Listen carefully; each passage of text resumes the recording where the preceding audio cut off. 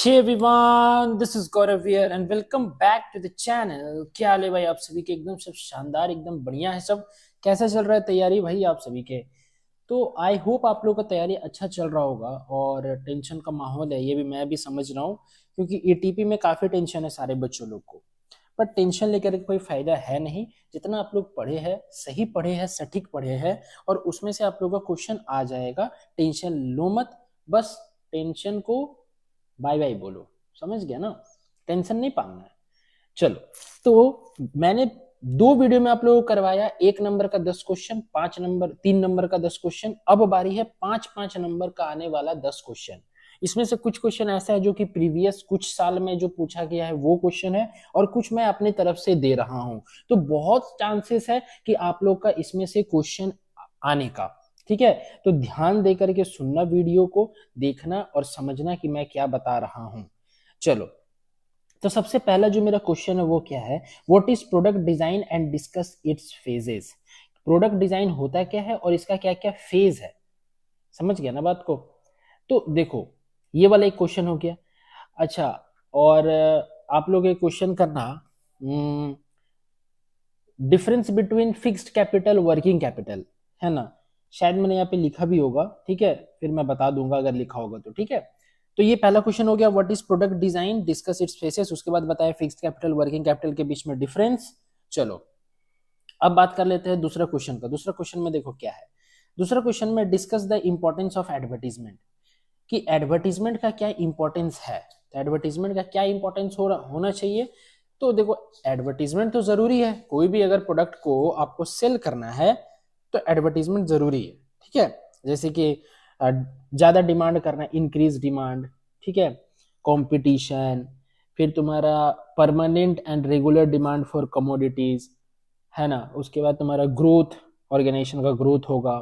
ये सब ये क्या है? एडवांटेजेस टू प्रोड्यूसर, है ना, कि एडवर्टाइजमेंट का प्रोड्यूसर को क्या क्या, उत्पादक को क्या क्या एडवांटेज मिलता है। अब आते उपभोक्ता की तरफ। देखो, उपभोक्ता की तरफ अगर एडवर्टाइजमेंट कीजिएगा तो क्या फायदा होगा? उन लोगों को नॉलेज मिलेगा हर एक प्रोडक्ट का जो मार्केट में अवेलेबल है। उसके बाद मिडिल मैन रिड्यूस करेगा, यानी जो बीच का आदमी होता है ना, जो कि कांटेक्ट करता है किसको किसको, मैन्युफैक्चरर और कंज्यूमर को, वो हटेगा। क्योंकि कंज्यूमर को अगर नॉलेज रहेगा तो वो लोग डायरेक्ट जाकर के खरीदारी करेंगे। ठीक है, हाँ। उसके बाद क्या होगा कि टाइम बचेगा कंज्यूमर का। ठीक है, ज्यादा टाइम देना नहीं पड़ेगा इधर उधर सामान को खोजने में। बस अगर वो वाला सामान खरीद पसंद आया, जो एडवर्टाइज किया गया है, वो उसको डायरेक्ट खरीदेंगे। प्राइस के बारे में नॉलेज रहेगा। अच्छा, चीटिंग नहीं कर पाएगा कोई भी, जो सेलर है, जो बेचने वाला है, वो कंज्यूमर को चीट नहीं कर पाएगा, ठग नहीं सकेगा।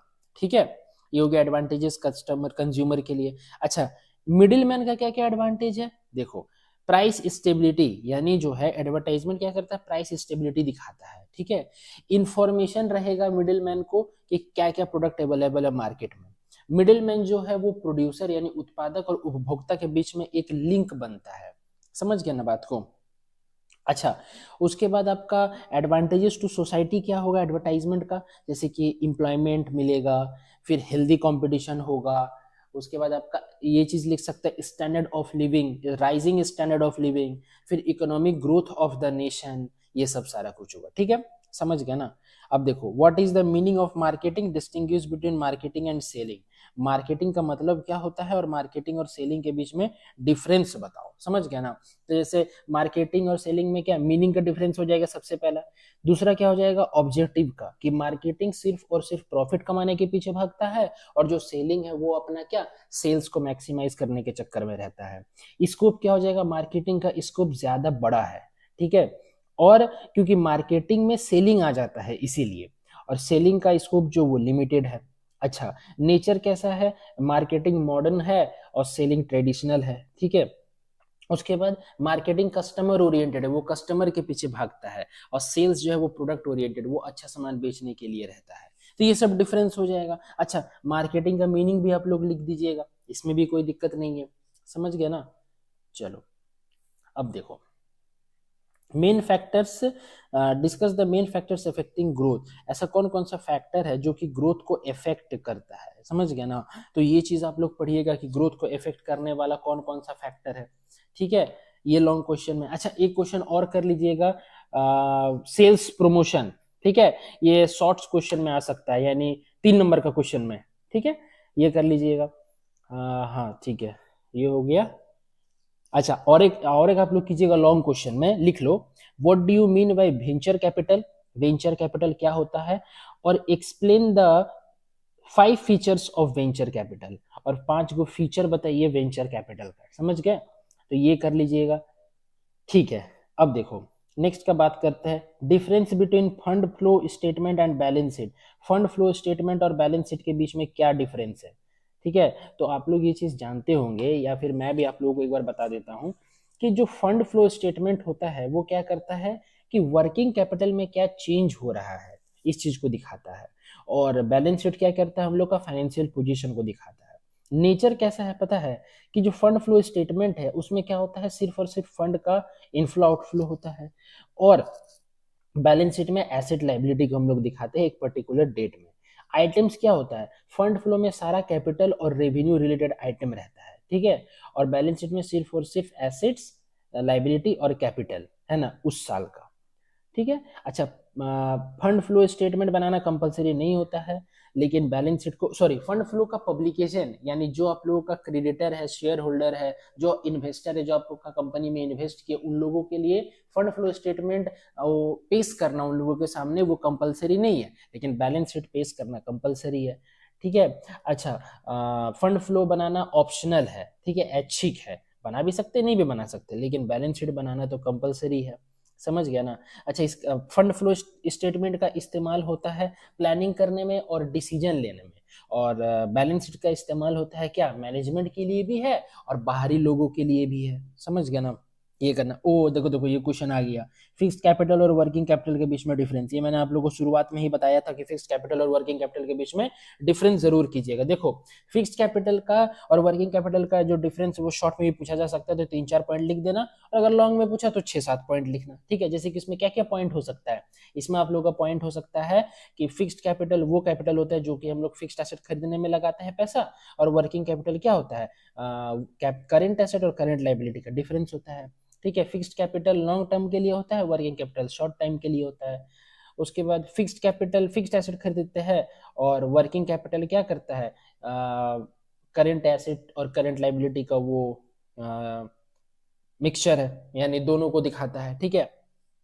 हाँ, फिक्स्ड कैपिटल का जरूरत होता है लैंड बिल्डिंग मशीनरी ये सब परचेज करने में, और वर्किंग कैपिटल का जरूरत होता है जैसे डेटर हो गया, स्टॉक हो गया, बिल्स रिसीवेबल हो गया, या फिर डेली का जो एक्सपेंडिचर है, खर्चा है, उसको बियर करने के लिए, ठीक है।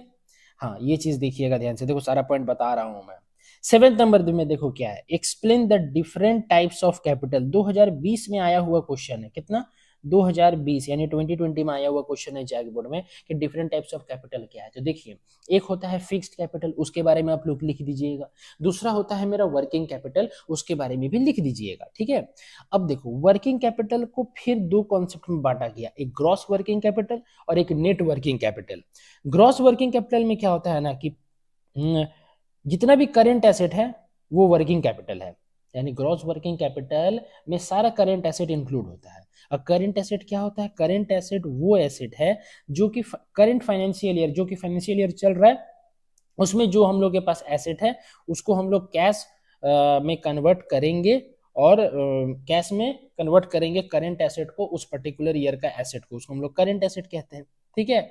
तो ग्रॉस वर्किंग कैपिटल क्या हो गया कि the sum of current asset is the working capital of business, current asset ही वर्किंग कैपिटल होता है बिजनेस का, ये ग्रॉस वर्किंग कैपिटल कहता है। और उसी का जो नेक्स्ट है नेट वर्किंग कैपिटल, वो होता है क्या, gross working capital minus current liability, क्योंकि ग्रॉस वर्किंग कैपिटल बराबर करेंट एसेट, तो करेंट एसेट के जगह ग्रॉस वर्किंग कैपिटल लिखिए, और माइनस करेंट लाइबिलिटी का करेंट लाइबिलिटी, क्योंकि आप लोग को ये चीज पता है कि वर्किंग कैपिटल बराबर, देखो वर्किंग कैपिटल बराबर सीए माइनस सीएल होता है, तो working capital net working capital बराबर ये सीए के जगह करेंट एसेट के जगह क्या लिख सकते हैं, ग्रॉस वर्किंग कैपिटल माइनस क्या, करेंट लाइबिलिटी, वो तो सेम ही होगा, समझ गया ना। Mention different kinds of resources, क्या क्या रिसोर्स होता है, physical resources, technical resources, human resources, financial resources, ये रिसोर्सेज का काइंड है। तो ये सब को आप लोगों को क्या पॉइंट करके लिखना पड़ेगा। फिजिकल रिसोर्सेज में क्या आता है, land, location, machine, raw material, ठीक है। टेक्निकल में आप लोग का आता है क्या, प्रोडक्शन प्रोसेस, इंफॉर्मेशन, कम्युनिकेशन, ये सब आपका आता है टेक्निकल में। ह्यूमन रिसोर्स में क्या आ जाएगा कि जो भी रिसोर्सेस अवेलेबल है जो कि ह्यूमन रिलेटेड है, यानी ह्यूमन कैसा काम करेगा, कैसा डिसीजन लेगा एंटरप्रेन्योर, तो ये सब आ जाएगा ह्यूमन रिसोर्स में। फाइनेंशियल रिसोर्स में क्या, पैसा रिलेटेड सारा कुछ आ जाएगा कि कोई एक प्रोजेक्ट है उसमें हम लोग कितना पैसा खर्चा करेंगे, ठीक है, कितना नहीं करेंगे, फ्यूचर में प्रॉफिट कितना होगा नहीं होगा, ये सब सारा कुछ आ जाता है फाइनेंशियल रिसोर्सेस में। समझ गया ना बात को। हाँ अच्छा, उसके बाद क्या आ जाता है, नेक्स्ट क्वेश्चन है मेरा क्या, एक्सप्लेन प्रोजेक्ट फॉर्मुलेशन और प्रोजेक्ट अप्रेजल। प्रोजेक्ट फॉर्मुलेशन और प्रोजेक्ट अप्रेजल क्या है, उसको लेकर के हम लोग नेक्स्ट क्वेश्चन का बात है करेंगे। प्रोजेक्ट फॉर्मुलेशन क्या होता है ना, कि एक आइडिया देता है, एक बेसिक सा आइडिया है कि किस बेसिस पे हम लोगों को काम करना है, ठीक है। मैं छोटा शॉर्ट्स में समझा देता हूँ। प्रोजेक्ट अप्रेजल क्या है, जब कोई भी आइडिया हम लोग का माइंड में स्ट्राइक करता है जो कि प्रोजेक्ट के लिए यूजफुल होता है, फिर वो क्या होता है ना कि बहुत सारे स्टेज से होकर के गुजरता है, बहुत सारा टेस्ट से होकर के गुजरता है। क्यों, क्योंकि हम लोग उसको इस्तेमाल करेंगे कि नहीं करेंगे प्रोजेक्ट में, इस चीज को जानने के लिए। समझ गया ना, ये है प्रोजेक्ट अप्रेजल, ठीक है। अच्छा, क्वेश्चन नंबर 10 देखो क्या है, बहुत महत्वपूर्ण क्वेश्चन है। Why planning is important for entrepreneur. Planning क्यों जरूरी है एंटरप्रेन्योर के लिए, ठीक है, क्यों जरूरी है बताओ तो जरा सा, क्यों जरूरी है। क्योंकि देखो जब तक प्लानिंग नहीं होगा ना तब तक एंटरप्रेन्योर कुछ नहीं कर पाएगा। देखो जो भी दुविधा आएगा फ्यूचर में, भविष्य में, उसके साथ वो डील नहीं कर पाएगा। अच्छा, जो भी ऑर्गेनाइजेशन का गोल है, उद्देश्य है, उसके साथ नहीं लड़ पाएगा। यूनिटी और कोऑर्डिनेशन नहीं बना पाएगा सारे कर्मचारी के बीच में। उसके बाद जो डिसीजन होगा उसका वो इम्पल्सिव डिसीजन होगा। इम्पल्सिव का मतलब सर कि जो ऑर्गेनाइजेशन का हित में नहीं होगा, ठीक है, क्योंकि वो उसको पता है कि प्लानिंग नहीं है। तो प्लानिंग ना होने से क्या होता है आप लोग भी जानते हैं, मान लो कोई घर में फंक्शन है, विदाउट प्लानिंग हो गया तो समझ रहे कि कितना दुविधा आएगा, ठीक है। अच्छा, उसके बाद क्या होगा, इकोनॉमी ठीक से ग्रो नहीं करेगा। क्यों, क्योंकि एक एंटरप्रेन्योर का प्लानिंग नहीं होने के कारण इकोनॉमी क्या, बहुत खराब कंडीशन से रहना पड़ेगा इकोनॉमी को, ठीक है। तो ये सब चीज आप लिख सकते हैं ये क्वेश्चन में। मैं और भी 5 नंबर वाला क्वेश्चन आप लोगों को बता दूंगा, इंपॉर्टेंट क्वेश्चन। 1 नंबर का भी बताऊंगा फिर से, 3 नंबर का भी वीडियो फिर से आएगा, 5 नंबर का भी वीडियो फिर से आएगा, यानी और 3 वीडियो आएंगे और इंपॉर्टेंट 10 क्वेश्चन मैं फिर से बताने वाला हूं, ठीक है। तो चलिए मिलते हैं नेक्स्ट वीडियो में। Till then bye bye, wish you all the best for exam, keep growing and keep learning. सारे दोस्तों तक ये वीडियो शेयर करना। चैनल में न्यू है तो प्लीज चैनल को सब्सक्राइब कर दो, क्योंकि आप लोग का जो क्लास 12 के बाद सीयूटी का प्रिपरेशन होगा वो भी इसी चैनल में करवाया जाएगा। सीयूटी यूजी 2024 का फॉर्म भराएगा, क्या क्या सब्जेक्ट लेना है, कौन कौन सा यूनिवर्सिटी में कितने कितने सब्जेक्ट का डिमांड हो रहा है, सारा कुछ मैं इसी चैनल में बताऊंगा। तो चैनल में न्यू है तो सब्सक्राइब कर दो और हिट द बेल आइकन, ताकि आप लोगों को सारा वीडियो का नोटिफिकेशन मिलते चला जाए। चलो bye bye, wish you all the very best.